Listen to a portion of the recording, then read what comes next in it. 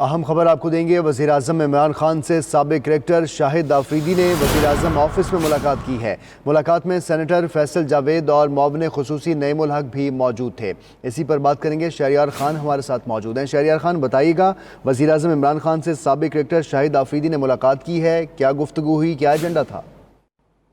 देखिए, गुज़श्ता काफ़ी दिनों से चर्चा था कि शाहिद आफरीदी की जो किताब मौजूद थी उसमें उन्होंने नवाज शरीफ की बहुत तारीफें की थी। उसके बाद ये बड़ी अहम मुलाकात है। इस हवाले से जो वज़ीर आज़म ऑफिस में हुई, शाहिद आफरीदी ने मुलाकात की है वज़ीर आज़म से, और इस मुलाकात में जहाँ सेनेटर फैसल जावेद मौजूद थे, वहीं पर वज़ीर आज़म के मुआविन खुसूसी नईमुल हक भी मौजूद थे, और इसमें बाहमी दिलचस्पी का मूड पे तबादला ख्याल किया गया है, और जो क्रिकेट की सूरत हाल है इस पर भी बातचीत हुई है।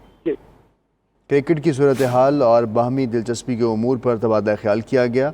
आप हमें अपडेट कर रहे थे शहरियार खान, आपका शुक्रिया।